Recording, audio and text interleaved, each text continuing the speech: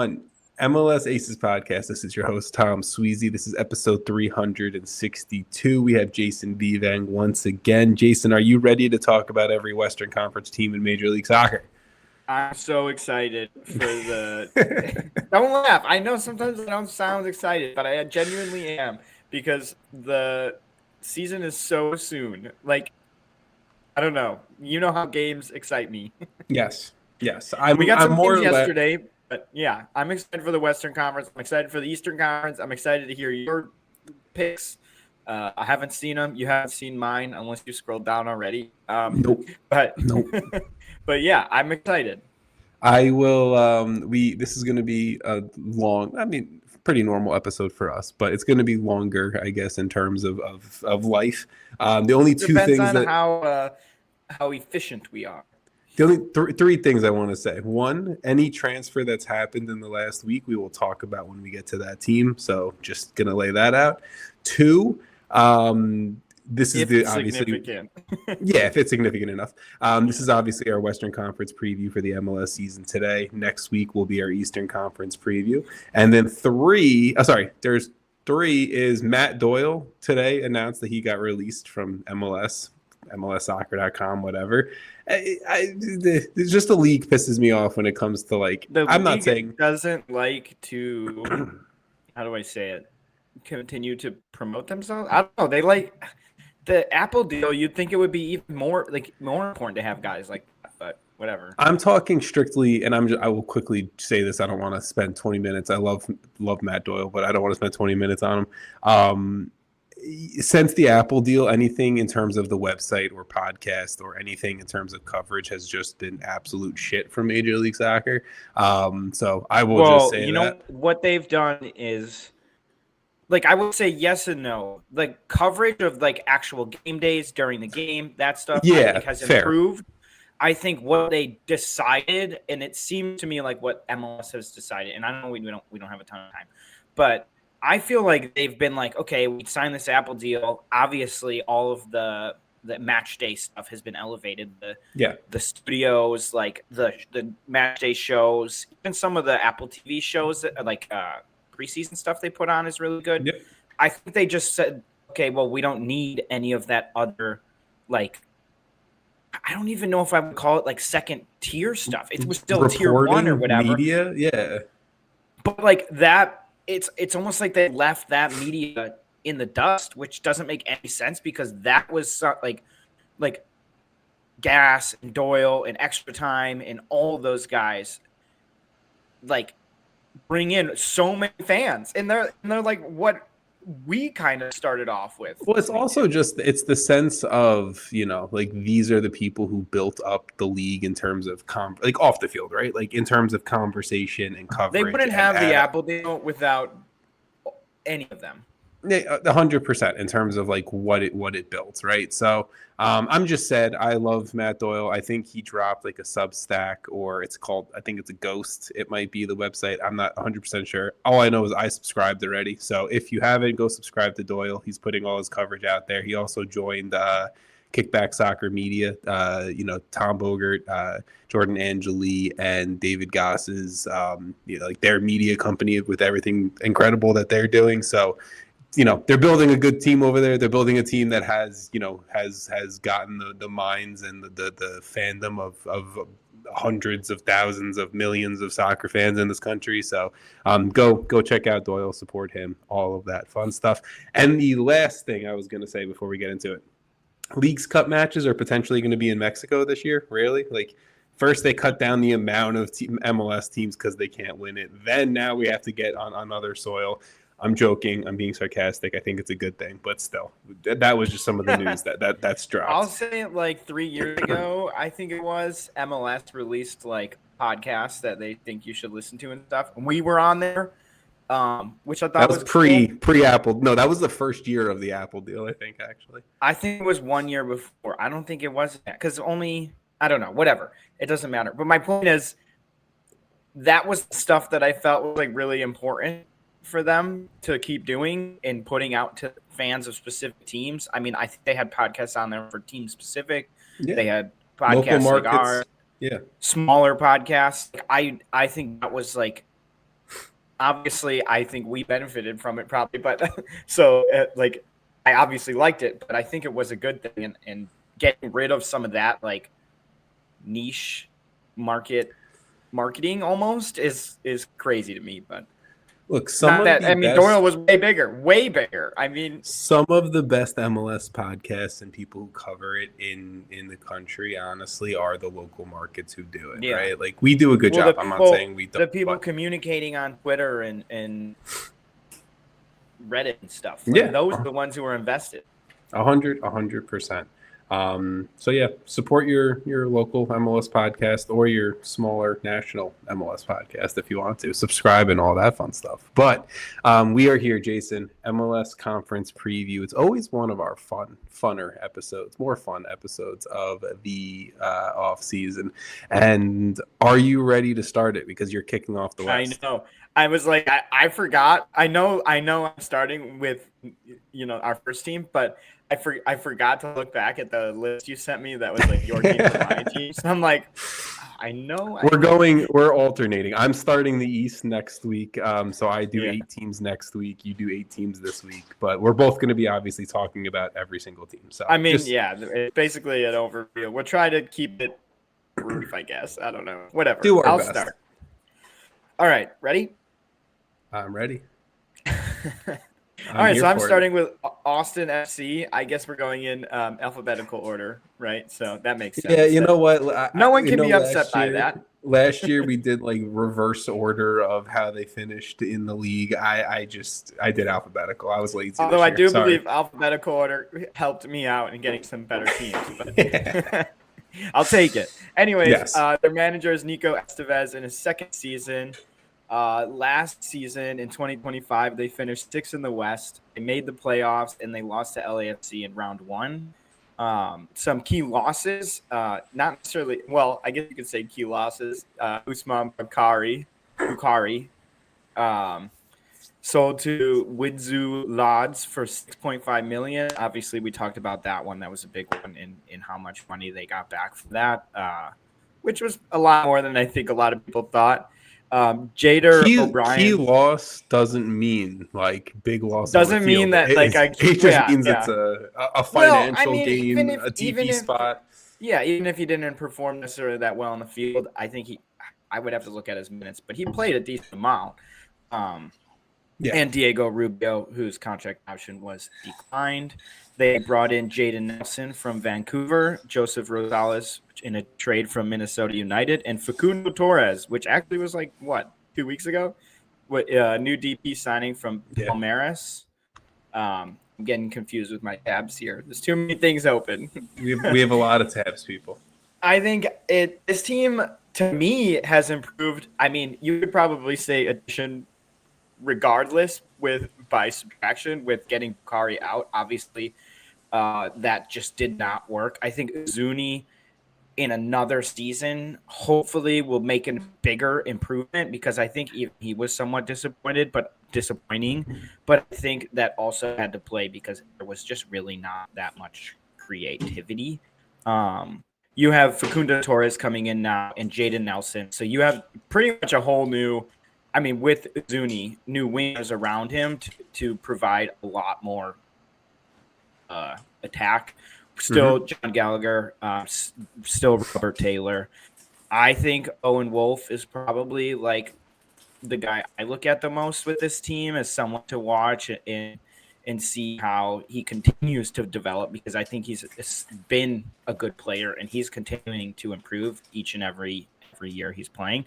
But yeah, I think this personally overall, and I should mention Brandon Vank is out with injury.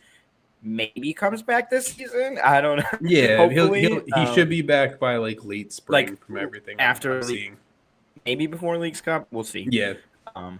But yeah, I think this team's pretty deep. I didn't even mention everyone. I don't know if you want me to mention a ton of people or what.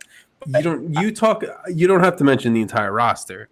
The one thing I want to pause you on really quick is the Ozuni Vasquez situation of Obviously, they did not look the best when they were both on the field together last year, and then Vasquez goes down, right? So then Ozuni takes over as the main nine, and Ozuni was outside, and then he comes inside because Vasquez is gone. So to me, it's going to be Austin FC had a pretty okay year when you look at how they finished in the table in terms of. I would kind of say that. I mean, with what they spent, I would say it was a bad year because they spent like nearly $40 million or whatever last offseason. I guess what I'm saying is like overall finishing sixth in the West, especially with the teams that were ahead of them, not bad at all. You're mid-table. You made an Open Cup final. You lost in, and you had two DPs on the books that weren't impactful, with Vasquez out most of the year and Bukhari being Bukhari. So now it's, yes, can Ozuni take a step forward? Can he connect well with Jaden Nelson, who is a pure creative player? Owen Wolf, who only is, like you said, getting better, creating more. Facundo Torres, who, he's coming back from Brazil now after a year away. He's in his prime. Maybe he takes another step forward in being a star. My only concern is like, okay, then what does all of that look like once Brandon Vasquez gets back into the fold? Is it going to be a mess of Vasquez and Ozuni pairing together? These are the question marks we will see, but like that is how does it all meld together, when you're talking later in the season? Which is totally a fair question, but I think with Brandon Vasquez coming off a major injury, it's going to be more of a slow integration into the first team. Yeah. And I don't know, maybe you can't play Ozuni and Vasquez at the same time, in which case that would suck because they're both DPs. But I could see a world where Facundo Torres and Jaden Nelson pair up really nicely with Ozuni and create a really, really solid attack where Vasquez coming in is like almost an embarrassment of riches for them at that point. I could also see where it doesn't work and Ozuni kind of still like somewhat flounder. I do think he was a little bit better towards the end of the season and slowly started to actually seem to fit himself into the team again. But it's also Nico Estevez's second season. So that alone should be an improvement for the team. Hopefully. The start of the Nico Estevez era in Austin hasn't been poor whatsoever, but you hope to see it improve, right? It hasn't been bad, but with one season in and a lot of changes, now you're looking for progress, right? And progress from a 60 is not that easy, but progress on field should be a lot easier because while they got 60, I wouldn't necessarily say they played like one all season. The last player I'll mention, and then we'll move on if you have nothing else, is Joseph Rosales. I really like that addition. Joseph Rosales was the starting left wing back at Minnesota before Anthony Markanich kind of was just on fire from the left wing back spot for Minnesota. So I would like to see him maybe be an additional creative force from that side of the field coming from the wing back spot. So yeah, I mean, look, this team is versatile. You have John Gallagher, who you mentioned can play right winger, right wing back, left winger, left wing back. You have guys at center back who can bump out to the wing back spots. You have guys who can bump inside and outside in the attack. I think Austin has improved. I don't know how much, but with how the rest of the West has gone, I think this team's gotten better, and I'll give them that credit for sure. Yeah, I think we can move on. Colorado Rapids. It is their first season under new manager Matt Wells. Last season, they finished 11th in the West and missed the playoffs. A lot of my teams, I'm going to be saying, missed the playoffs, so that's going to be a ton of fun. Some key losses. Hopefully, we get to talk about a lot of improvements.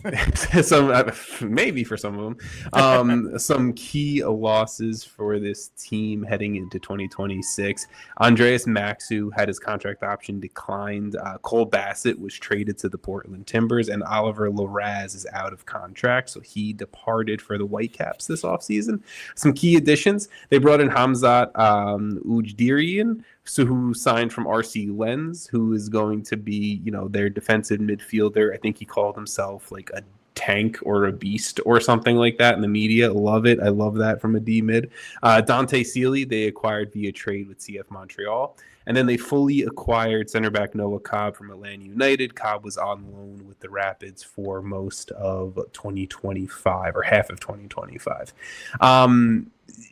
This is going to be one of these teams that I feel like it's like an Eric Ramsey effect, where it's a young manager comes in, has this team playing a different way, a different style that we don't see normally, and is going to be fun, or it's a little bit of a repeat of what the Colorado Rapids have been from 2023, 24, 25.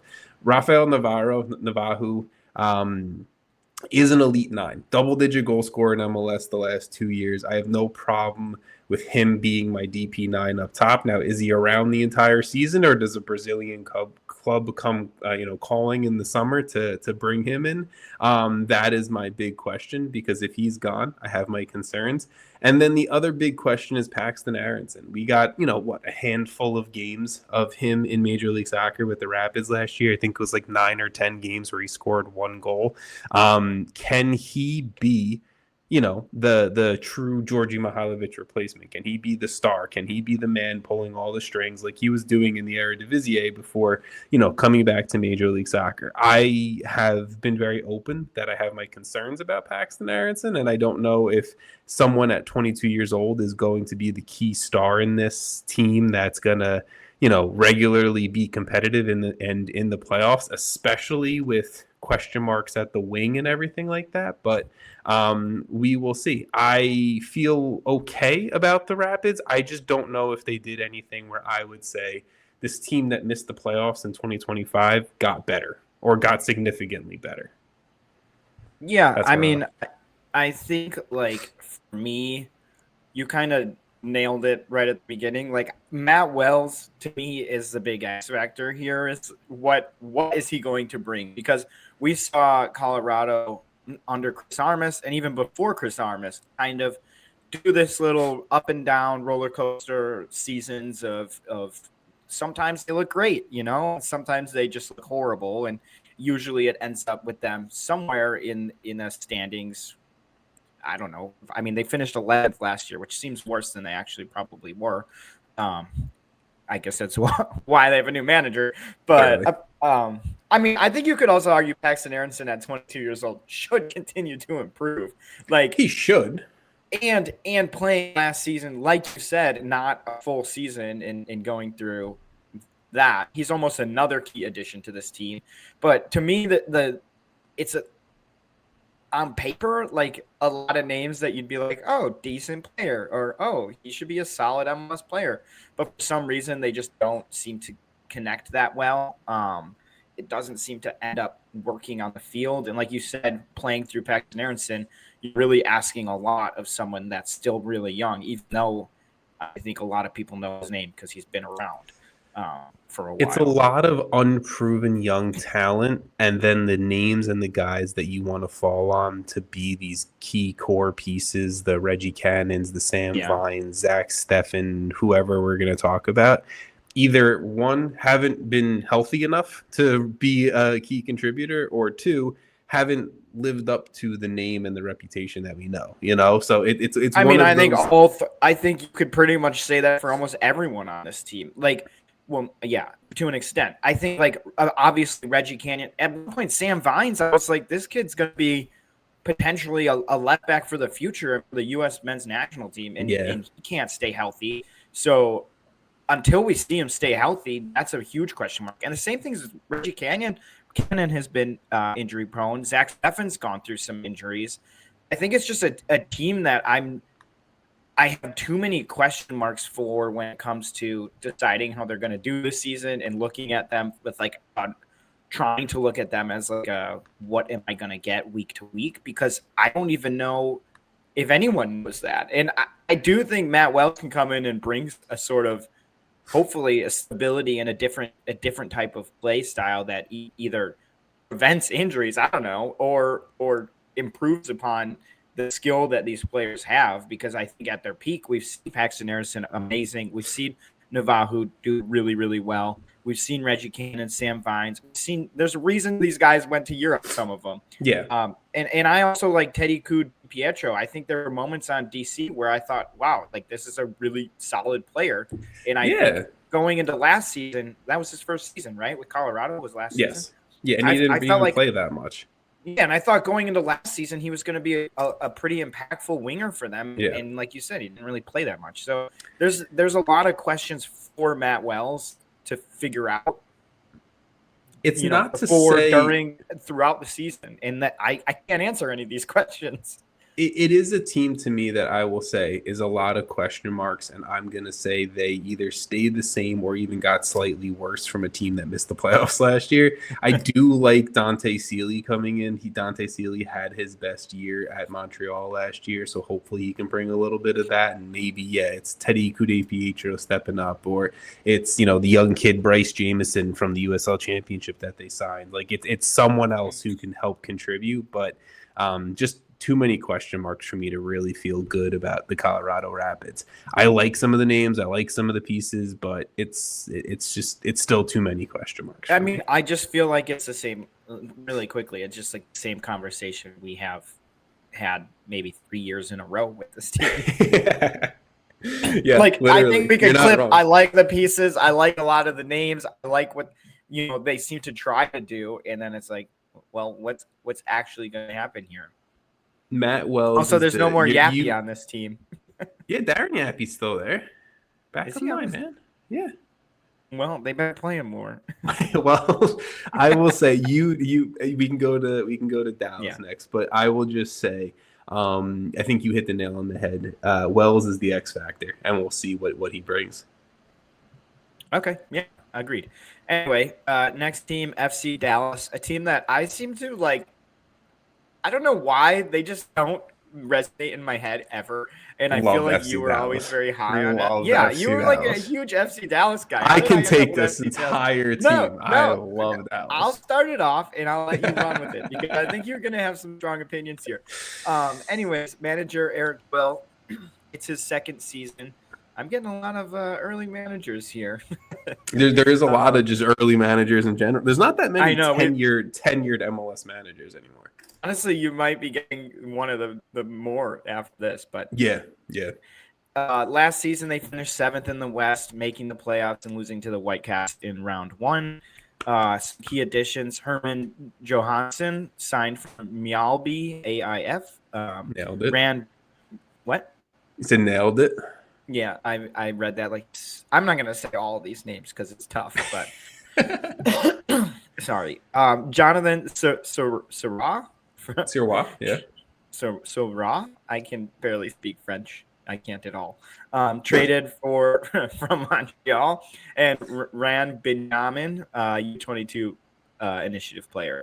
They did lose Martin Paas, sold to Ajax, Enes Sali, another U22 initiative winger, and Sebastian Leggett, which is a crazy thing to say because I feel like I haven't heard Sebastian Leggett's name in forever. He's still around, baby, still around. I'm kind of excited for this team. I think it seemed to me like Eric Will towards the end of the season really started to unlock some things. It was after I can't remember what his name is left. Lucho Acosta, baby. Lucho, yeah. After he left, and this team really turned the corner and got a lot better. I think Pitar Musa really got unlocked last season, and we got to see what him as a true DP striker can do, and it was awesome. This also is a team that, like, every year has so many good young players on their team. I brought up Nolan Norris last year, so I have to do it again. I want to see another season.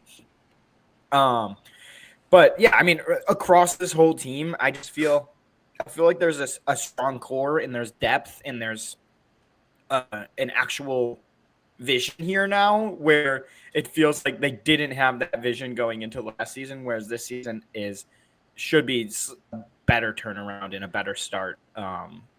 Especially, like, we literally saw them finish so strong. I think they can continue that strong finish into this season. Look, FC Dallas will always go young. They'll always sign a U22. Yeah. They'll always sell the young player when they have the opportunity to do so. That is what FC Dallas does. But right now, you have a team that has one of the best strikers in the league paired next to Logan Farrington, friend of the pod, who I feel like have a really good kind of duo striker partnership up top. This team has a much improved back line when they shifted to the 3-man, 5-man back, whatever you want to call it, sliding Shaq Moore into a right center back. I fuck up his name constantly. Iragide is the center back in the middle, who I think year 2 for him could be big because he was a pretty decent center back in year 1. And then whether it's Ibiaga, Nolan Norris, Wallace Abubakar, whoever it is kind of playing that left center back, I feel much better about the defense. I'm not saying elite. I'm not saying best in the MLS, but I feel better about the defense. The biggest thing for me is there's rumors and reports of them looking at a number 10 coming in from South America. If they can have what I think they expected, I guess, Lucho Acosta to somewhat be for this team as a 10, distributing to Peitar Musa and the rest of the squad. I think Dallas are actually a really good team. But without that, I still have my question marks. I like, Patrickson, Delgado. I like Christian Kappas. I like Kaique, Kamungo, and the new wingback, Herman Johansson. I think he's going to be a star. But I think if they can really lock down that number 10, this team goes from like good mid-table MLS team to like you're possibly talking top 5 in the West, I think, which I guess is still maybe mid-table, but you get it. I'm high on Dallas. I was high on Dallas last year. I'm high on Dallas this year. I think Eric. This will be the highest I've been on Dallas in years. Honestly. Look, I'll convince everyone. I also agree. This is a team that gave up like 55 goals last season, which is like the worst of playoff teams by a pretty decent amount. So even getting a better defense, and they're going to be fine. Like, I think their goal differential will not be negative this season. That's my hot take. It shouldn't be that hot take, but I don't think so. I like, Martin Pass, obviously selling him to Ajax is going to be a big loss. But I mean, look, Michael Collodi took over as the starting keeper by the end of last season anyway. So I think Dallas is going to be a good team. And I haven't said this so far for any of the teams we've covered, but I like their new kit that they dropped for 2026. I like the blue, white, and red stripes. I'm a fan of it. That's all I'll say. I don't really. It's a very classic Dallas kit. It looks good. I will also just say I like Austin's as well, since I didn't mention. I forgot about this. I forgot we were going to talk. We were just going to give Austin a quick shout. FC logo on the front is really cool. I just like the Yeti logo is so cool, and the fact that it's an Austin-based company. Like, we definitely should have talked about this jersey. It's really nice. Austin's is nice. The light green, like mint green stripes. Very good. I am a sucker for either something that's like a matte or like give me like a faded light color. Like, I'm a sucker for one of those two things. Really good jerseys this year. Yeah. So far, very, very good. All right. We good with Dallas? Yeah. Houston Dynamo. Ben Olsen is back for his 4th season in charge of the Houston Dynamo, and he's made the playoffs every single year in his 3 years, except for last year, where the team finished 12th in the Western Conference, missing the playoffs. Some key losses for this team. Brooklyn Reigns was traded to the New England Revolution, and they've lost guys like Franco Escobar and Amin Bassi, who are out of contract. Some key additions for this team. Well, they brought in 2 DPs. Mateus Bogusz returns to MLS from Cruz Azul as a DP, and they also brought in Guilherme as a DP winger from Santos in Brazil. The team has also brought in guys like Lucas Halter at center back, and I mean, like the roster turnover for this team has been incredible this offseason. So I could list a bunch back of Ache's back, Franco Negri signed with them in free agency, and so on and so forth. But the Houston Dynamo are one that I have my concerns about, but I also am like, I'm excited. Like, there's a part of me that just Ben Olsen's Houston Dynamo teams give me the goosebumps of something good. I have my concerns. Imagine telling us that like 7 years ago. Sam would have been laughing. He got the full Benny Ball, introduction in DC. But I have my concerns about central defense, right? Like, Jonathan Bond was not a great goalkeeper in Major League Soccer last year. You have Antonio Carlos, who at his age, I'm not feeling confident about. Felipe Andrade, who is he a left back? Is he a center back? I don't know. You have Svitchenko, who's been okay, and then a brand new center back in Lucas Halter. The central defense leaves me something a little. The entire back line, honestly, leaves me something a little concerned about what this is going to look like. And maybe that's fine. And they're going full. We have our 3 DP attackers. We have Jack McGlynn, who's just going to ping the ball around the field. We have Lawrence Anali and Nelson Quinones on our U22 deals, who we feel good and confident about, young players ready to take the step up. I want to really like this team. I really want to trust Ben Olsen, and I think that's what I'm kind of falling with. But Ezekiel Ponce has not proven to be a DP9. Guilherme's numbers really don't scream DP level player to me. And if that's just kind of like Mateus Bogusz as your real like DP player, I don't know how much he's scaring me or scaring an opposing team, to be perfectly honest. So you have to get Jack McGlynn back healthy from his season-ending injury last year, and hopefully all these pieces kind of can connect and click and figure it out with what Ben Olsen and this front office is trying to build. So I feel okay. I don't feel great, but I don't feel poorly either. Yeah, I mean, I think I'm actually a little bit lower than you are on this team. I think there's like 3 reasons, and that you did mention too that I think I'm kind of low about. And that's one is the back line. The back line wasn't that good last year. Their defensive abilities weren't that good last year, and it made it worse because they couldn't score really that much compared to some other teams above them in the table. And obviously those 2 things just really don't go together. Negative 13 goal differential. That's not good. I don't think their back line got significantly better anyway. I do think they should be able to score more. I do like Bogusz, the addition of Bogusz. We've seen him before. He's a good player. And like you said, like the DPs on this team are not eye-opening. They're really going to need to form a good partnership quickly and be like almost like the Galaxy were, if that's even possible to do 2 years ago, because I don't know if any one of them is like a world beater or going to completely change your team around. And like you said, if Bogusz is the one that you're afraid of, are you really that afraid? I think I said it during the signing too. If Mateus Bogusz is like your second or third DP at this point, that's great if you can have like a star in front of him. If he's your number 1 DP, I just don't know how much that's... And to me on this team, it reads like he's the number 1 DP. Now, with Jack McGlynn fully healthy, which is like, I think my third thing that you said that I think is like a big point. If he's fully healthy, he almost plays at a DP level at times. Without being a DP. So you're almost getting that boost there where I think he's somewhat the driver of this team's success in a lot of ways. I'm just not sure how he's going to come back. And I don't know if he can – I don't know if Jack McGlynn is going to fill all the holes Houston needs. And if he is looking amazing, I don't know if he's going to be there that long. For me, I don't think this team is most exciting because I think there's a lot of pieces that I'm concerned about. The Jack McGlynn piece is one that when he comes back fully fit, right? We saw him featuring at right winger last year for Ben Olsen.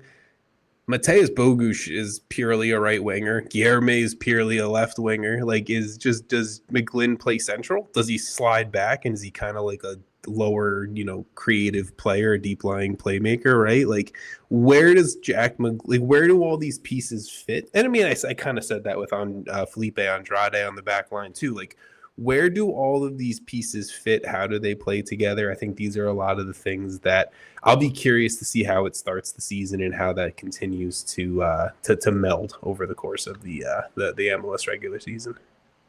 Yeah, I just don't know if any one of their players is like, oh no, I got to worry about this guy. With the exception of maybe Jack McGlynn, and I think Jack McGlynn fully healthy at his peak is someone to be afraid of. But don't know if he's going to be there, right? Like, I don't know how often he's going to be there at the start of the season. And then once he does get fully fit, if he is killing it, there's a chance that he's gone anyways, Like, he's young enough and has a good profile that I think teams are definitely going to keep an eye on that. And it's a World Cup year, so he's probably going to come back before that, I would imagine. He's at least, I think so. He's at least around the entire 2026 season. Past that, who knows? But that's that. But like you said, there's a lot of pieces that don't necessarily click perfectly. Or it's just like, I'm just curious how it's all put together, I guess. Maybe it is Jack London plays deeper and Bogusz is out on the wing, and that's how everyone's fine with it. I just, we don't know. And it's a lot of new faces with a lot of players out, and we got to see how it all kind of melds together, honestly. Yeah. Alrighty. Next up is hopefully a quick one. we have Sporting Kansas City. New manager Raphael Wicki in his first season, not in MLS, but for Kansas City. If people remember, he did manage the Fire for, I think, 2 seasons. 2 or 3. It was like a season and a half, 2 seasons and a half, something like that. Yeah, not very long. It didn't work out. In 2025, Kansas City finished 15th in the West. It's last for those counting and missed the playoffs, obviously.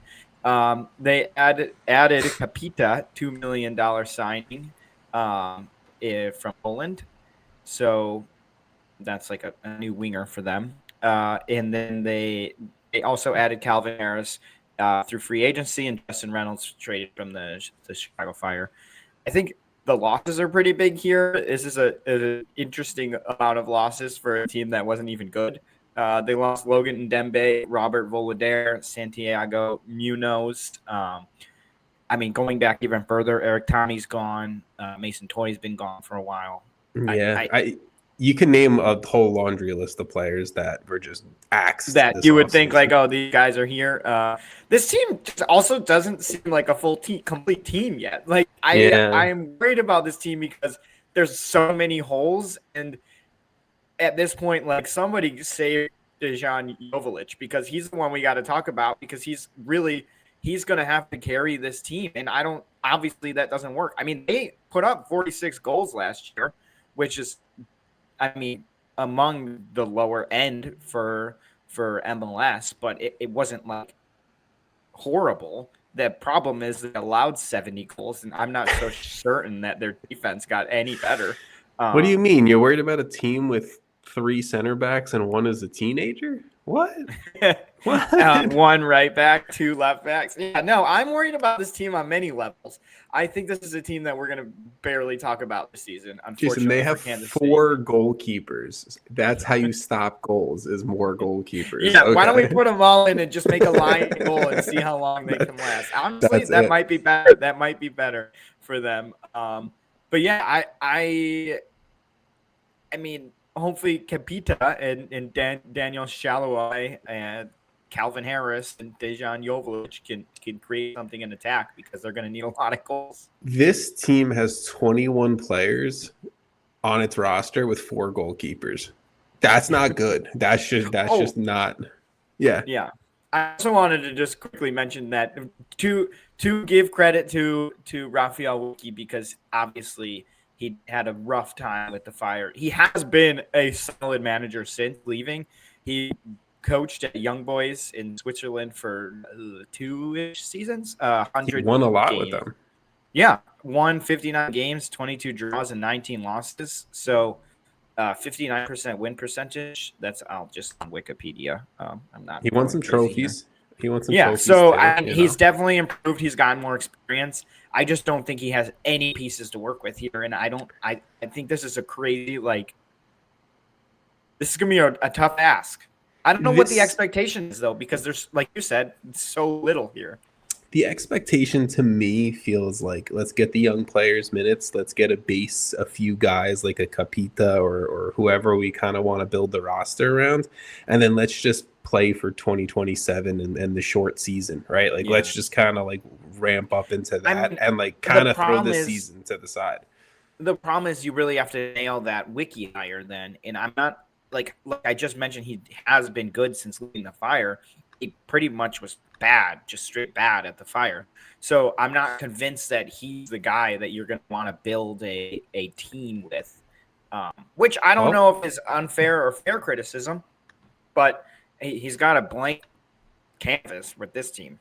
This is a team with a new majority owner, a new general manager, a new head coach, and a roster that's pretty much building from the ground up. We will see what it develops that cares. Into. A Kansas City team that has been good, so expectations are higher than probably most. Yeah, it's one for the future. Kansas City might be the worst team in the league, and it's one for the future. That's my breakdown of Sporting Kansas City. That's my preview of them. Like, look, a $2 million investment in a winger like a Capita, who doesn't have a bad track record behind them, but like, we'll see what it all develops into. I like Jake Davis. I like Jacob Bartlett. Like, those are two guys we didn't mention their names. We probably should. Like those are two really good young players for this team. But again, it's just that the collective just isn't there whatsoever. Are you okay if I move on from Sporting Kansas City? Okay. LA Galaxy. I did get another tenured manager here with Greg Vanney entering his 6th season as manager of the Galaxy. 2025, this team finished 14th in the Western Conference, missing the playoffs, and they did have a historic start to the season where they didn't win a game in like 11, 12 games or something like that, whatever it ended up being. Some key losses. This team really didn't lose much heading into 2026, which is good for and lose in terms of roster placement, I guess. But Zonka, he was a mutual contract termination. Miguel Berry had his contract option declined, and Diego Fagundes is out of contract. This team brought in a lot of big-time talent. They filled the DP spot with Joao Klaus coming over from St. Louis City, Jakob Glesnes coming over in a trade with the Philadelphia Union, and then they signed Justin Hack, who was one of the darling free agents this offseason.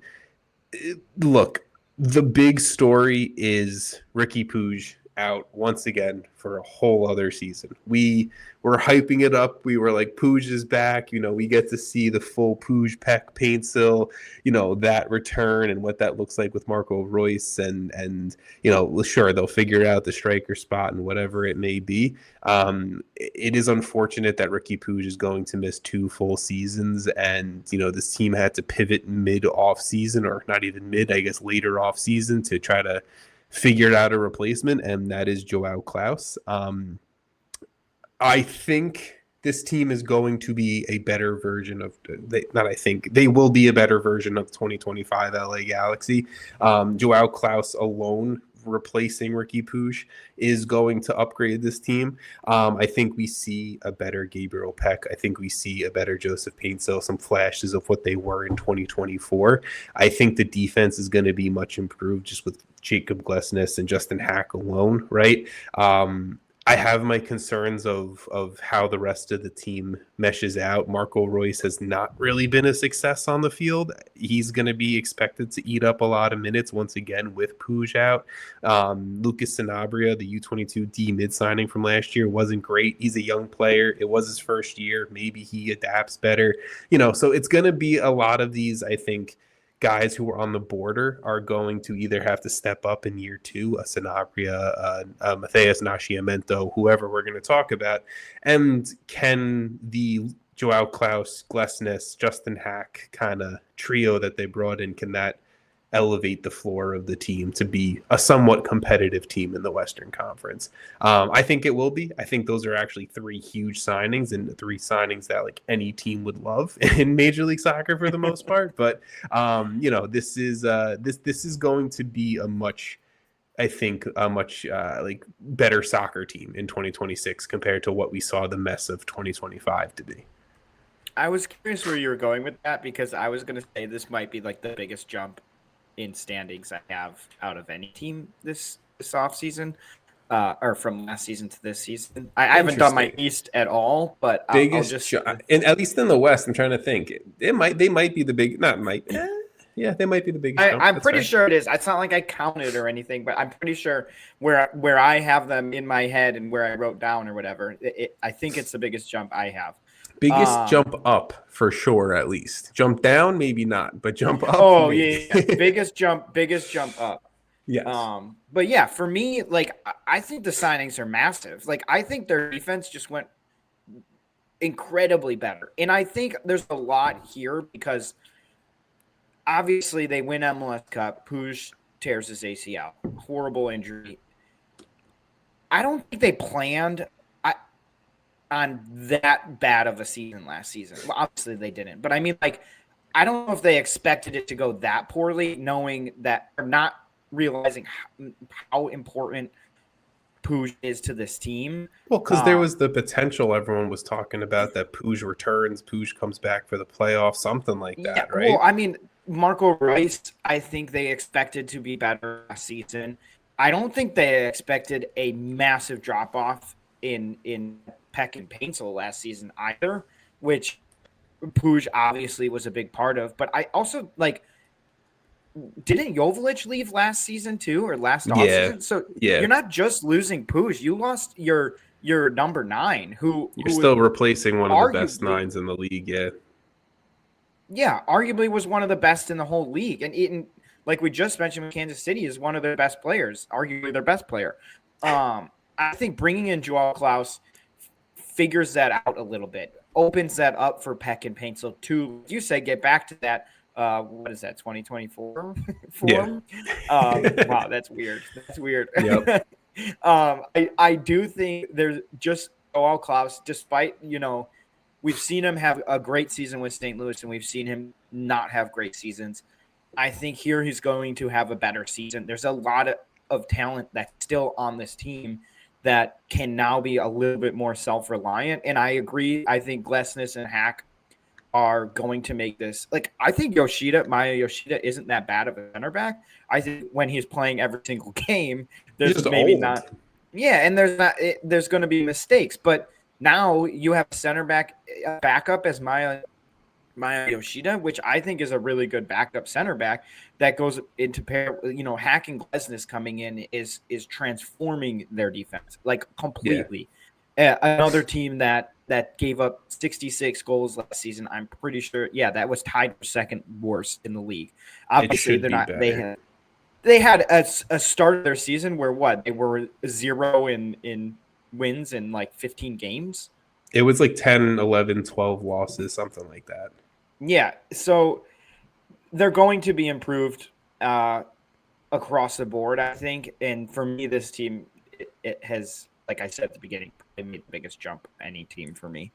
I will say really quickly before we move on to the other LA team, Eric Tommy coming over in free agency as well. Like, I really like that depth piece on the wing for them. I think he could even slide centrally if needed. Like, I'm an Eric Tommy fan. I don't think he's right. Like, he's not going to be the star for your team, but if Eric Tommy is your third or fourth or fifth or sixth best attacking option, I don't think you're not doing much wrong in terms of that. And on this team right now, he's battling right for fourth or fifth best attacking option on the team. So I like the Tommy addition as well. I know I get stuck on certain players, and I feel like you're going to make fun of me for this one, but I did have high expectations for Elijah Winder, and I think he can improve on this. He was your young player of the year pick last year. And it didn't work. It didn't work. I mean, nothing worked for that team.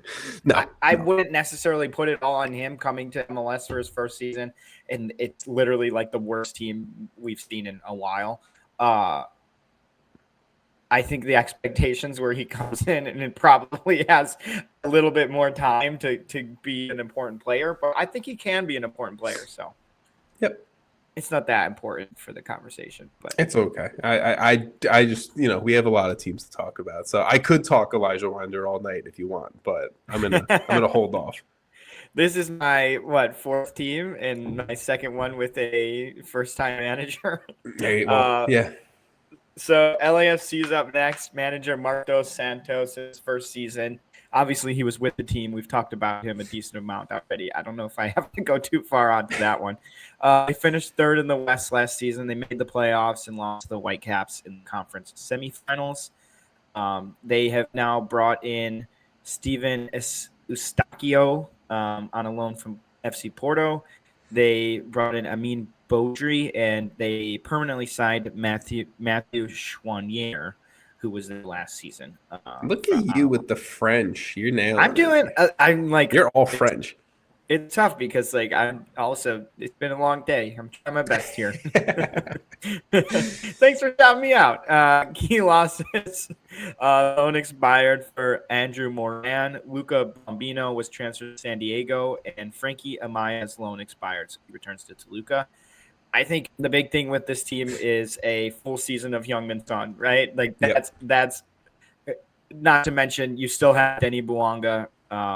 Let's not reinvent the wheel talking about LAFC. You know, it's much to reinvent because you also sure it's a first-time manager, but he was there. It's going to be another good season, I believe, from them. It's a really good team. You could just mention, I guess, everyone on this team at this point and just be like, good, solid. I mean, you have Marky Delgado and Matthew Chouanier as like almost backup midfielders. There's depth on this team. You have Jeremy Obobisi, who I really like as a backup. Nathan Ordaz, I could see him taking another leap. I mean, he kind of sprang onto the scene, so I would expect another solid performance from him. But yeah, I mean, it comes down to Heung-min Son, Denny Bouanga. Their partnership towards the end of last season was elite. It was terrifying. I think we were talking about Heung-min Son for those last 10 games. Like, can he hit 15 goal contributions and stuff? Because it was genuinely possible. He did it. I think if there was a hole, maybe it's their defense. It's center back depth. It might be aging defense too. There's going to be a lot of games for LAFC this season as they're competing in Champions Cup, right? Yeah. Yeah, they're in Champions Cup and Leagues Cup, I'm pretty sure. I don't care about Leagues Cup. It's still games, okay? But they paused the season, so it's like the season. Yeah, no, you're right. It's not at the same time. Anyway, yeah, there's not a huge amount to say about LAFC. I think they're going to be even better than they were last year, though, because I think the idea that Heung-min Son's going to be there a full season is, I mean, you could argue he's the second best player in the league outside of Messi. I don't even think that would be that hard to argue. I think that's just probably the fact. Like I said, I'm not sitting here really reinventing the wheel, and I might have less to say about LAFC than I did Sporting Kansas City, which is weird. LAFC are arguably the second best team in all of Major League Soccer. Heung-min Son, a full season of him, he is going to hit 30 goal contributions for the year as long as him and Bouanga are playing the entire year together. My big question mark is, there's been a lot of Bouanga sale rumors. Does something like that come to fruition mid-season, and is Bouanga gone for a $15 million transfer? The last time I looked, it's weird because it seems to it goes back and forth like one of those, the ball thing that's like, that thing. Yep. I really don't. I don't know. Whatever. People are listening to this in podcast form. They're probably like, "What is he talking about?" Anyways, it goes back and forth so much. I feel like Bouanga has said though he wants to be at LAFC. I personally think he's at LAFC the rest of the season. I just think there's some smoke going on, and if he is gone, that is 31. Like he's gonna go reinvent himself. If you're LAFC, would you make $15 million on a 31-year-old and spend it elsewhere? 100%. Oh yeah, I mean, if you're LAFC, you're doing that in a heartbeat. But that's what I'm saying is might do that mid-season because again, it's another team that kind of knows what they're doing. If they're selling Denny Bouanga, they are bringing someone in. I can guarantee it. That is Griezmann, Antoine Griezmann. I don't know if I love Griezmann, so I don't know. He's not Denny Bouanga. That's the guy you bring in for Denny Bouanga, but I'm just saying the only thing that could really derail this season is if Bouanga it gets sold and him and Son are and it's just Son, right, like bouncing around, whatever it may be. The only real player I didn't even mention Schaffelberg too as a bench piece. Big Jacob Schaffelberg pod. The only thing that I really want to mention is Steven Eustachio. I mean, if you don't know about Steven Eustachio, Canadian international central midfielder. He's been playing majority of his career over in Portugal. He's been a stud. He was a starter at Porto for a few years now. I think he's kind of fallen off on that starter path, which has now led to him getting this loan to LAFC. And these are the types of moves that make LAFC just lethal to me, because Steven Eustachio is a fucking fantastic midfielder. He is going to be. I think Steven Eustachio could be just as much of a reason why LAFC newcomer of the year is a Shield winning team. Versus just as comparable, right, to the likes of the Bouanga Human Son partnership, because I think Eustachio is that kind of guy. He's whatever he is. He's 29, 30 right now, so he's going towards the other half of his career. But I love the addition of him. So I just want to give Eustachio some shout. But you said it all, and that's all 29. I got. Yep. Gotcha. Which is crazy because it's I'm 30. And I feel like I look at some of these players, I'm like, man, getting up there. And I'm like, shit, he's still younger than me. Trust me. It's I interviewed Logan Farrington last year, and shout out Logan Farrington, but I was like, you are a kid, man. I felt old saying that. But it's true. Cool. Anything else with LAFC? I think we nailed it. Minnesota United, up the Loons, play Wonderwall. Cameron Knowles is in for his first season as manager of Minnesota United. Last year, they finished fourth in the West, making the playoffs, and then eventually losing to San Diego FC in the conference semifinals. Key additions: you got James Rodriguez on a 6-month signing via free agency. We didn't really talk in depth about the signing because it wasn't official when it happened, but we'll dive into it, I'm sure, in this conversation.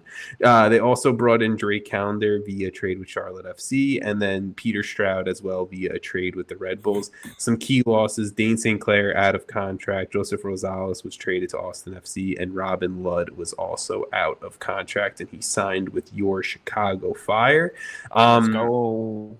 I felt like Minnesota United got abysmally worse this offseason until James Rodriguez signed. And I will also preface the entire conversation by saying he could only be around for 6 months and Minnesota could still be a bad team. I don't know. But you sign James Rodriguez when you can sign James Rodriguez. It's a 6-month signing. It is a club option for the rest of the year, so Minnesota United gets to decide whether they want to bring him back post World Cup, pretty much. If James Rodriguez can pair well with a Joaquin Pereira and maybe unlock a little bit of the raw talent that we know Kelvin Yeboah has, he just hasn't really been able to translate that into DP pure level finisher. I think that is how you fix the what the attack ended up turning into in 2025. Defensively, this team is still sound, right? It's the same back line. You have Drake Callender, who sure is not Dane St. Clair, but he is a very good goalkeeper in this league. I like Triantis. I think the central midfield, the back line, this defense is strong, and I don't really have concerns there.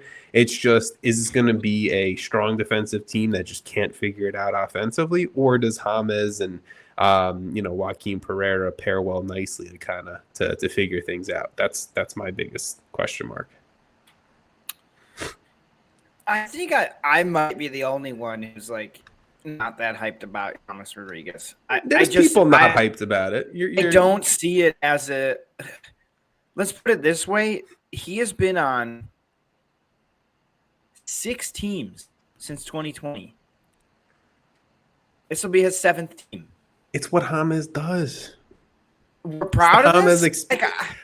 he was a good player in the last whatever it is 12 to 18 months playing down in Mexico. He's been solid in Mexico. I will give you that. He's been actually a very solid player down in Mexico. That said, he had 14 games last season, and he had or appearances. I don't know if he started those. He had 3 goals. In 2024, 2025, he had 17 appearances and had 2 goals.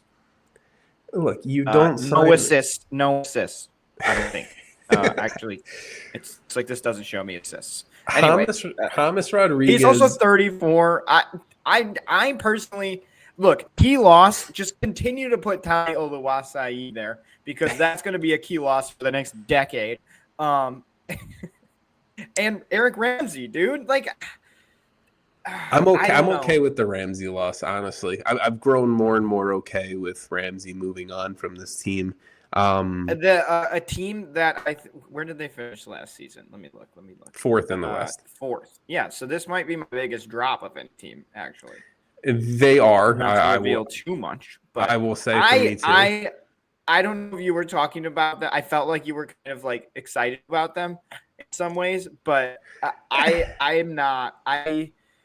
I think Minnesota is one of those teams where I have like a certain expectation for at this point because I think they've fielded some solid teams. They're a team that has a really good fan base, and they're fun when they're good. They have a cool stadium. They have all that, but this is not the team.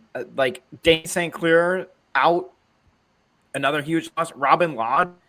I know I'm a Fire fan, so I'm obviously happy about that one, but that's a big loss. Both of those are huge losses for this team. The only thing that has me excited is if you get a bought-in James Rodriguez, it is a game changer. Like, let's just be honest for what ability he has, and still at his age, right? Like, if you get is Calvin Yeboah going to play a full season?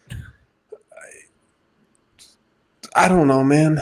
I don't know. It matters. It does matter. It does matter. He has to stay healthy. I don't have a huge amount to add. I'm kind of bummed out about this team because I know there's solid talent on the team. It just feels like they're being left in the dust a little bit. The only thing that gives me a little hope is I think defensively this team is sound, and if you get, I know it wasn't necessarily up to them to lose Dane St. Clair, but it really was a loss. It was up. They could have figured out a contract. Yeah, but didn't he take like less money to go to Miami? I think Robin Lod leaving is actually a big deal, and that's me taking my Fire hat off. I like the Drake Calendar edition. We still have we didn't talk any jerseys, but Houston solid. Kansas City, great jersey. Kansas City's. The Galaxies are a solid classic. Cool design on LAFC, but LAFC see that on TV. Minnesota's is cool. It's very Minnesota-y. There's a stripe that's kind of Minnesota's okay. I think I don't think you're gonna see that on TV. It's just gonna look blurry. Yeah, no, I agree. And we are up to. Is this you? Wow. Are you talking the next team? It's Portland, right? Yeah. Yeah. Okay. There you go. I was like, how many teams do I have to scroll through this article until I get another Western Conference team? There is a jump alphabetically. I'm up with Portland. Let me quickly check where we put them as I talk about them. Okay, I remember. Phil Neville. This is my longest tenured coach so far, by the way. His 3rd season in. Shout out, Phil. 2025 finished 8th in the West. They won their wild card match and lost to San Diego in round 1. They played who did they play in the wild card? RSL, yeah, who couldn't score and couldn't really defend that well. Anyway, key additions. They added Cole Bassett, which was a pretty fun trade with Colorado. They added Brandon Bai via free agency, and they added Alex Batig, acquired from Western Sydney Wanderers. That A-League connection to MLS is growing. They did lose Maxime Crepeau, who's out of contract. David Ayala, who was traded to Miami. So that opens up a U22 spot. And Jonathan Rodriguez, who was waived, opening up a DP spot. I didn't switch my tab over. So I'm doing that now. Okay. Anyways, this team, 2 DPs. I'm interested to see if they actually try and get a third DP, because I think if they want to improve and get better, that's going to be somewhat necessary. Cole Bassett, I would say, another guy who I think falls in that Colorado bucket of talent and hype and let's see it, and hasn't really necessarily panned out, but I think he is a good player that can perform in Portland. David DaCosta, again, coming back, a good DP, a solid DP player. The team is pretty like an issue that they had last season that I don't feel like they fixed at all was not a consistent or amazing defense. And I don't think that their defense is deep at all, not at all. But they don't, I don't know. I don't have a ton to say about this team because I'm not that excited about them. It's another team that last season I went through kind of confused by them because, 11, 12, and 11 for Portland last season is about as expected as it can get, because as mid as it's going to get. Yeah, because that's what this team is. And it's sometimes they're going to put 4 goals on you, and sometimes they're going to disappear completely. And I think waiving Jonathan Rodriguez is going to hurt them maybe in the immediate term, but it might be better long term depending on who they can bring in, if they do bring in someone. But I feel like that, for me, this season kind of hinges on what are you going to do next? Like what is next? Because it doesn't feel complete to me. It doesn't feel like a necessarily complete team. I will say my positives first because I have less of those than I do negatives. Christopher Veld and David DaCosta should be 2 really good DP level players in this league. Yeah. They're both entering year 2. I think they both take steps forward. We saw flashes of it from Veld, mixed with a core of MLS guys like a Brandon Bai, a Cole Bassett. At this point, right, like an Anthony and a Kamal Miller who have been around for a while, and you just know they're consistent MLS level. I think Finn Sermon might be one of the best young center backs in the league as well. It's just really, to me, this kind of falls in a similar vein to Sporting Kansas City, where it just doesn't feel like a complete team. It doesn't feel like this roster's done built yet. And I don't have the most faith in Phil Neville as a manager to do a ton with a little bit. You know what I'm saying?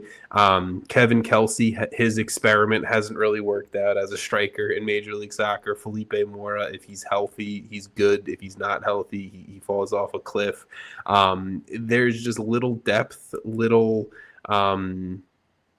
faith in the way this team's run, and it all hangs on can Veld be the star with David DaCosta kind of being that central connecting piece. And, I guess can young guys like Finn Sermon elevate to a whole other level? Can Kevin Kelsey eventually break into being a starting MLS level striker?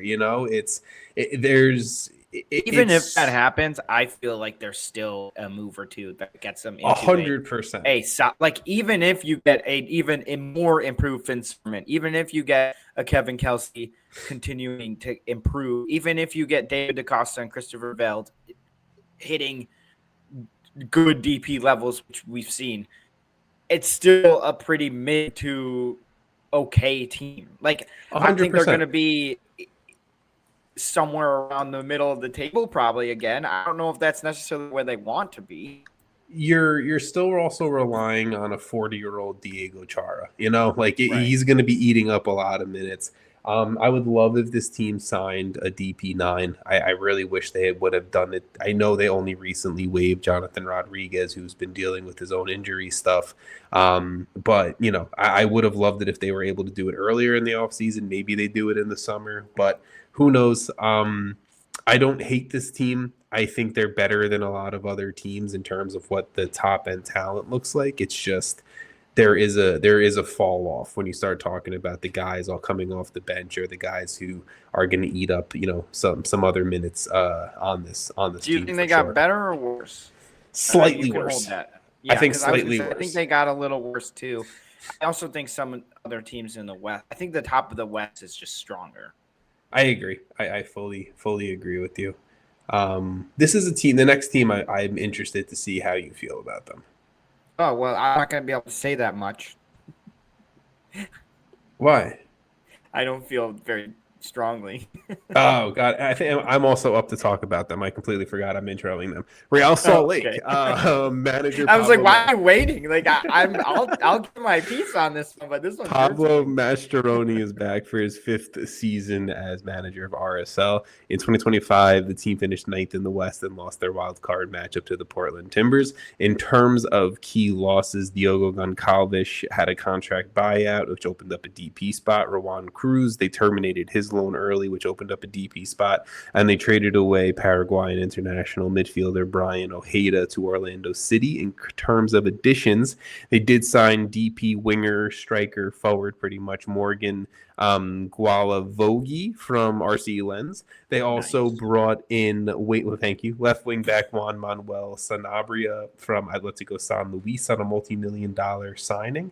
And then they brought in Lucas Engel, acquired from Middlesbrough, and Engel's been on loan with FC Cincinnati the last, 2 years, year and a half, whatever it's been. I'm optimistically cautiously optimistic is the word I want. That's cautious. That's it. I'm optimistically cautious. I'm cautiously optimistic on this team. I love Diego Luna. I like, they haven't really hit their DPs out of the park, but the profile of a Gualavogi, we'll learn how to say it by the time the season comes around. Looks good. The Juan Manuel Sanabria signing, the fact that wasn't like a DP signing is big. Emeka Eneli is one of the best central midfielders in the league. There's pieces to this team that I really like, and look, if it's a case of these are the pieces that connect, if Gualavogi can be what Diogo Goncalves wasn't, then I think that only helps elevate Diego Luna. That only helps elevate Victor Olatunje. That only helps elevate other guys on this team. So I think this team slightly improved. It just really kind of depends on, do the new faces click? Does Dominic Markchuk, who they loaned out last year and is back, does he actually elevate the team at right wing back? Does Lucas Engel slot in and play a strong left center back in what seems to be a back three? I like a lot of players. I like a lot of skill sets here. I think obviously the world of Diego Luna, but are these new signings who are presumed new starters on this team? Are these the ones that all of the signings from the last 2 years that haven't worked out, are these what they should have been? And that's kind of, I guess, the faith or the cautious optimism I have for RSL. Well, yeah. You are so not. That was RSL. Good. That was good. That was really good. No mention of Emeka Eneli, who is. Yeah, I said Emeka Eneli. Okay, well, maybe I wasn't paying attention. That's pretty much more likely what happened, but it's fine. I do love Diego Luna.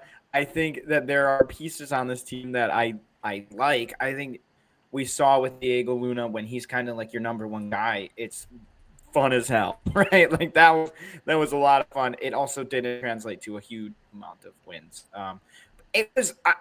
I personally don't know if this team got better. I think slightly better. I don't think so. That's fair. That's fine. I don't necessarily know if they got worse. I don't know if they are in a spot for me where I'm like super excited about them going into this season. I think they're on the level of some other teams that we've talked about in terms of like there's a decent amount of change. There is a lot of players on this team, like a crazy amount of players. They love a homegrown signing. They love a homegrown signing. Which, if they work out, great. I think that there's a pretty big drop off though once a player starts to get injured. Like I think didn't Diego Luna miss some time last season? I think there's a chance that if there's any time missed for some of their starters, I'm not confident in whoever's coming in to replace that starter. There's very few. Yeah. For me, RSL is somewhere towards the. Well, I don't know if I should give it away. Pretty low. That's fine. It's not a team that I think it's going to be boring to watch at all, though. Like, I think they're going to be fun and they're a competitive bunch, but I don't know with this team, man. I will just say one. I think we still have 5 teams to talk about, so we probably got to put a little bit of a foot on the gas pedal. But 2, Pablo Mastroeni wouldn't surprise me if he's the first manager fired of 2026, is what I will say to that too. But yeah, do you want to go into the next team? I mean, I think some of the next ones we actually can go a little faster on, especially the next one because we've talked about San Diego FC a lot already. I think San Diego FC, Mikey Varas in his second season, and really everyone in their second season here. Last season, they finished first in the West as one of the best expansion teams we've seen, made the playoffs, and lost to the Whitecaps in the conference finals. Pretty big additions, I feel like. They brought in Lewis Morgan from the Red Bulls, brought in Luca Bombino from LAFC. That's funny because I talked about LAFC and also mentioned that one. There you go. As a loss. And they brought in Bryce Duke via free agency. They lost Patty McNair, who transferred the whole city, Corey Baird, who's out of contract, who I do feel like the Lewis Morgan move is just like a better Corey Baird. No offense to anyone. And they lost Luca De La Torre, whose loan ended. This team is going to go on Andres Dreyer's back again, probably.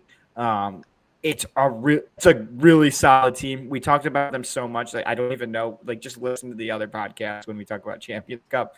But it's a kind of a team where, we talked a lot about how Tyler Heaps and Mikey Varas have built a team where they're finding really, really solid talent in the fringes of the MLS underbelly. Or that sounds bad. That sounds real bad. How is it that? I mean, I like it. It's kind of true, but I think Chucky Lozano obviously is a big, not necessarily a question mark. Just what happens, right? I think if he patches up, I don't even know what's going on here. If he patches up whatever is going on, he can play at a high level because we know he can hit those high levels. This team just gets even better. Mm-hmm. Amal Pellegrino, good striker, number 9. Again, I think Lewis Morgan is a big addition for this team, even if Chucky Lozano is healthy and plays, and offers Chucky Lozano another guy, right? Another person to take some of the pressure off him on that left side of the field. But yeah, I mean, I think you can't really mention this team at all without talking about Dreyer for probably 15 minutes. Yeah, he's the star. He's the engine. He's the guy who this team is going to rise and fall with, for sure. And look, we've talked a lot of San Diego, so I don't have a ton more that I want to say that we haven't said in the last 2 or 3 weeks, honestly. They did lose 1-0 in the second leg down at Pumas in Champions Cup, but they won 4-2 on aggregate, so they get the pleasure of moving into the round of 16 of Champions Cup to face Toluca, the back-to-back Liga MX champion. So good luck there, San Diego. But look, this team looked really good first leg against Pumas, against the Liga MX team, who's having a pretty decent start to their season. The one player who stood out to me across both legs, Manu Dua, super draft pick from last year. I mean, the dude is like a 20-year-old center back who looks like he's 28, 29, 30 in his prime. I love Manu Dua. That was a home run of a super draft selection from Tyler Heaps and Mikey Varas.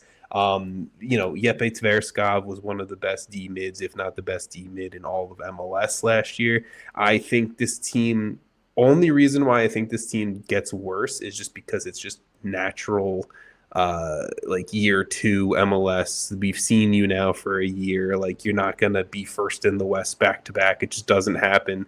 But I think this team is one of the best, if not the best team in the Western Conference. So, yeah, that's where I'll leave San Diego. Anything else you want to say?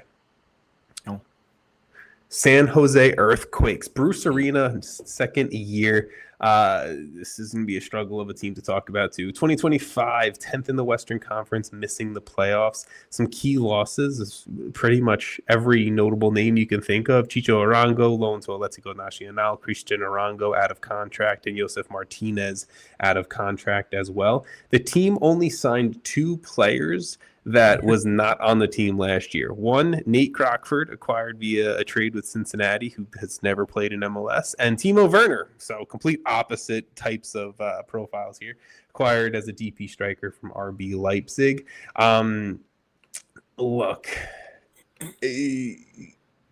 I really like a lot of the players. I think Bruce Arena elevates players. Bo LaRue is a clear example of that.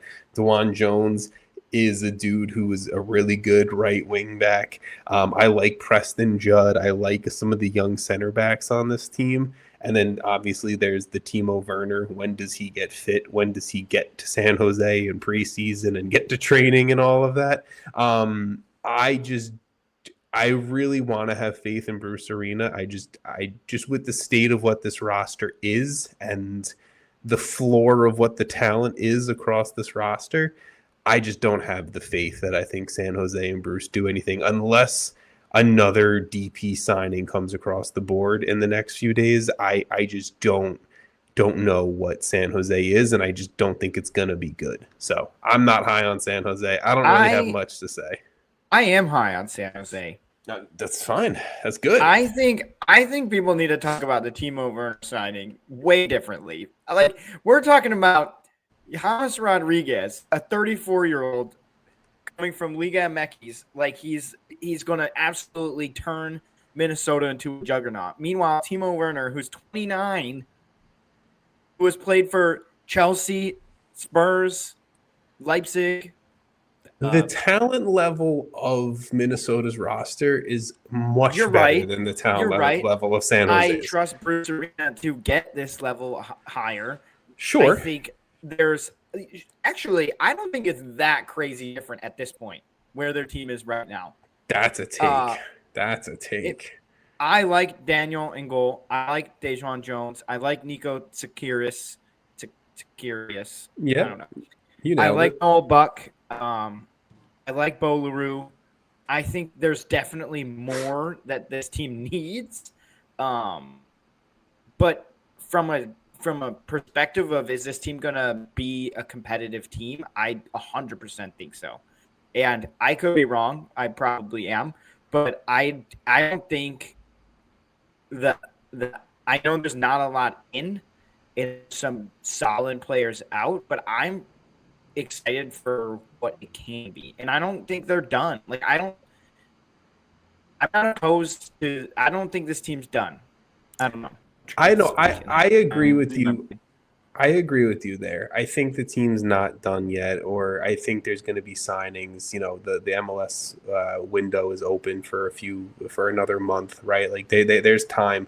But you know, I'm not going to have confidence in the team until we see what it looks like, I guess. You know what I'm saying? So, I think it's fair. I think it's fair to question them. I also think that Timo Werner could be like a top tier MLS player. 100%. Put this team on his back like Andres Dreyer did with San Diego. Now San Diego is obviously a better roster.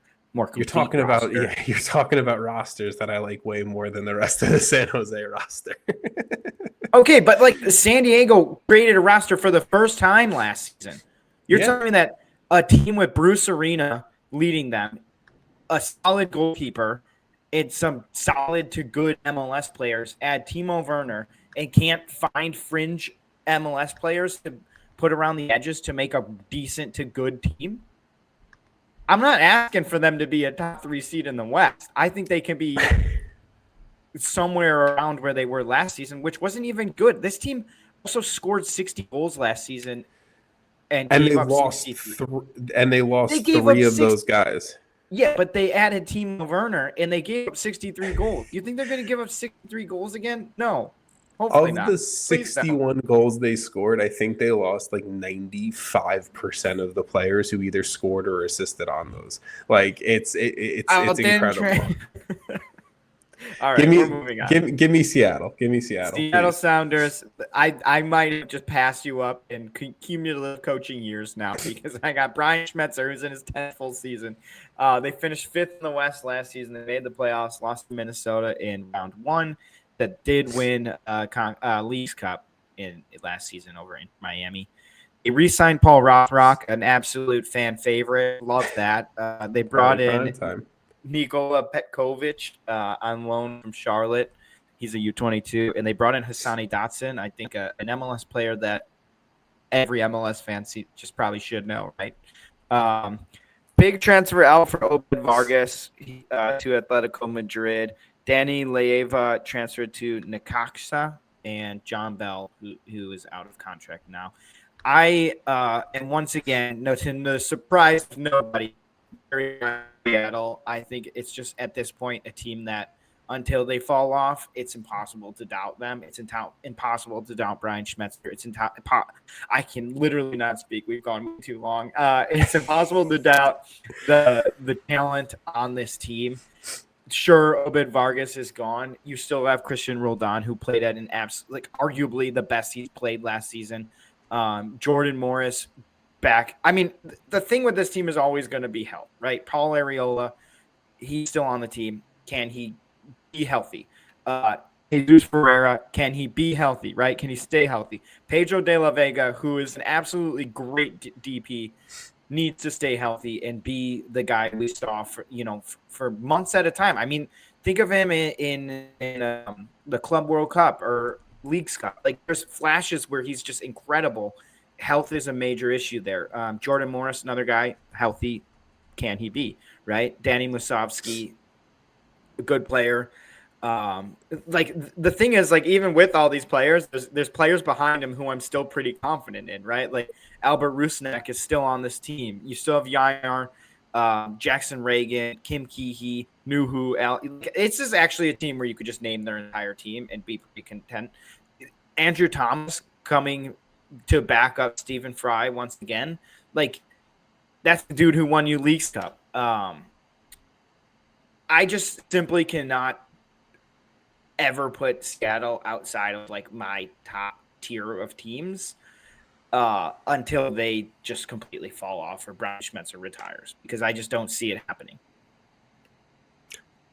I'm not going to add anything because you nailed that 110%, and I don't disagree with the words you said. And in the sake of time, that's it. Seattle, good. Period. That's it. That is what the Seattle team is built on. St. Louis City. If you're okay, I'm gonna move forward with it. I thought you were gonna just move on. Well, I mean, I'm making sure. I'm making sure you had nothing else you wanted to say about. No. I thought you were just gonna skip them. Yeah, you're good. Oh yeah, St. Louis City, and we're moving on. Yohan DeMay coming in for his first season as manager of the club in 2025. The team finished 13th in the Western Conference, missing the playoffs. Some key losses: Joao Klaus traded to the LA Galaxy, which opened up a DP spot. Alfredo Morales and Akil Watts had their contract options declined. This team had a lot of big moves in Mbak Fall coming in from Barcelona Atleti. Conrad Vollum acquired permanently after being on loan from Slavia Prague last season. And then Dante Polvara coming in from Aberdeen FC. I mean, we talked a little bit of San Diego last week because they had a lot of their moves kind of get finalized last week. This team has improved. St. Louis? St. Louis, sorry, not San Diego. I was like, we did talk a lot about San Diego, but sorry, that was kind of random. Yes. This team defensively, I think, has gotten much, much improved. You have Falu Fall and Bach Fall. Dante Polvar is apparently going to be playing central center back in a back three. Roman Berkey, still one of the best, if not best, goalkeeper in the league. I love the central midfield addition of a Daniel Edelman, and then you have some crazy good wing backs in a Conrad Vollum, a Thomas Totland, Rafael Santos and whatnot. I'm not concerned about like the central core of this team when you're looking at backline built out, right? Where I have my concerns is what does the attack that does no longer has a DP9? You have Simon Betcher up top, Sanbin Jung, Cedric Teuchert, Marcel Hartel. Do we get any kind of glimpse of what they looked like when they first kind of came into Major League Soccer? This team needs a DP9, if you ask me. They need a dude who can kind of connect everything for Teuchert, for Binjan, for Marcel Hartel and everything like that. I think this team's progressing nicely, and this is like a really good first off season for Corey Ray and Yohan DeMay to build off of. It's not going to be there in 2026 for me personally, but I think it's a really good start for what this new face and new era of St. Louis City is going to look like. So that is my preview for them. Yeah, I'll go quick. The only thing I would say is like, I just still don't know what this attack's going to look like. And I think that is a major issue because, sure, their defense may have improved. If the attack stays, they only scored 44 goals last season. If it stays attack that is way, rough. It does, but it doesn't matter if your defense is so like Roman Berkey was one of the best goalkeepers last season, and they still gave up 58 goals on the season, and had a negative 14 goal differential. So, like, yeah, your defense can be good, but if they're defending for 70 minutes of the 90, it's not going to translate to a lot of wins. And I think that's the biggest issue I have with the team. Yeah, I am. I don't disagree. I think they've gotten better defensively. They just can't. Also, I agree with you though. They can't abuse the back line. Pure number 9 or like that can just absolutely hit 15 to 20 goals contribution. You're talking a much improved team. 100%. Next up is, are you good with me? Moving on? Yeah, I'm all good. Yeah. Next up is Vancouver Whitecaps manager Jesper Sorensen in his second season. One of the most, I think, fun teams of last season. The most fun team. Sorry, Miami, but the most. I could say team. One of the most, and still it be the most. I just didn't want to. The other one I was thinking, well, whatever. Finished second in the West last season. They made the playoffs, lost in MLS Cup to Inter Miami, and they won the Canadian Championship. They also lost in Champion Cup final. They did. Anyway, key losses. Ali Ahmed transferred to Norwich City. They lost Jay Nelson, like we talked about earlier, to Austin FC, and Daniel Rios, his loan ended. They added AZ Jackson via loan, Bruno Caicedo, and Czech Sabali. Yep, winger.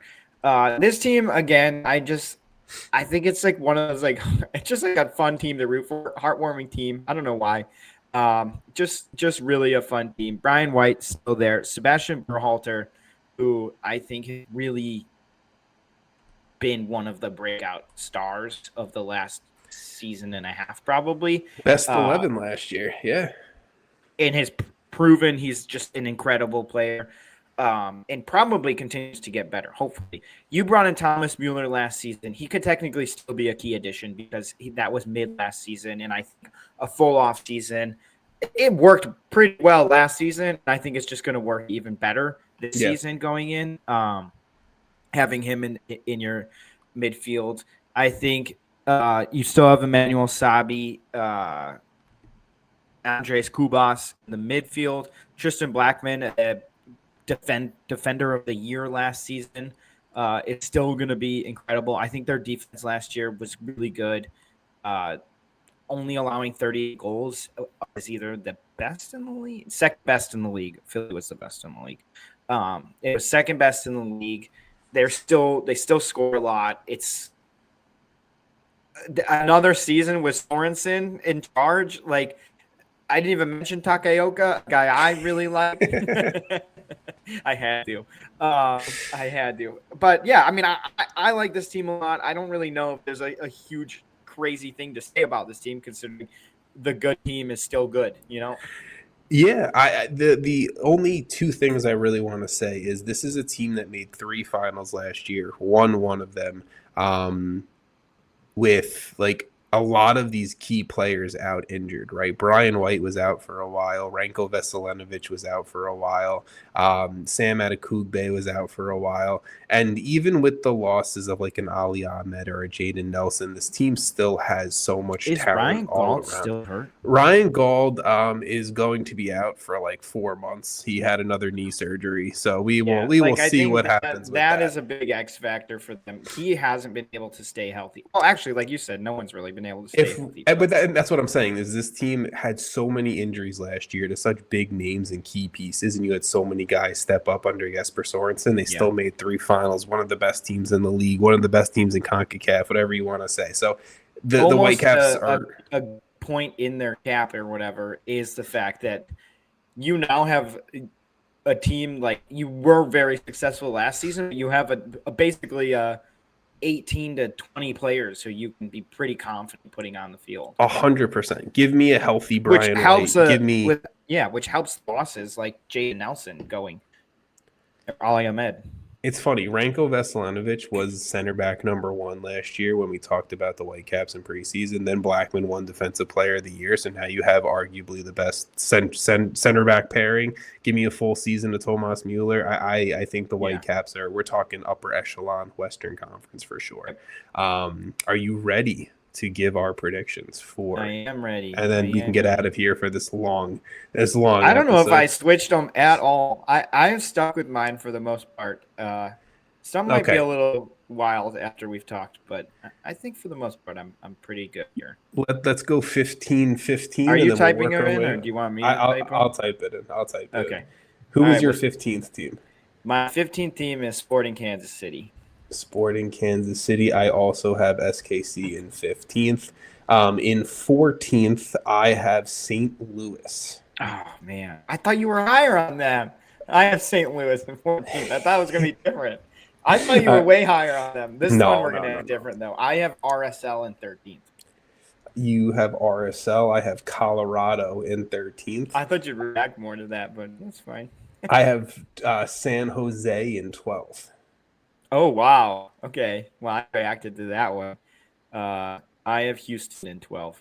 Houston in 12. Who do you have in 11? Portland. At 11, I have Portland as well. And then in 10th, I have – sorry, I'm going back and forth here. In 10th, I have RSL, just missing the wild card game. I have Colorado in 10th. Okay. And who do you have in I have Minnesota in 9th. So Jason has Minnesota traveling in the wild card game. In 9th, I have the Houston Dynamo traveling in the wild card game. And in my bracket, they will be traveling to FC Dallas in 8th. I have San Jose playing. I guess they'll be home for the game against Minnesota. Yeah. Who do you have in 7th? Then I have the Galaxy. LA Galaxy in 7th. I have Minnesota United in 7th. That's the last official playoff spot. Yes, and first official playoff spot, I guess. And then in 6th, first in us talking about it. 6th, I have the LA Galaxy. Who do you have in 6th? 6th, I have Austin. Okay. Who do you have in 5th? Then I have Dallas in 5th. Ooh, Jason's super high on Dallas. I love it. I think Dallas finished last season like a decent playoff team.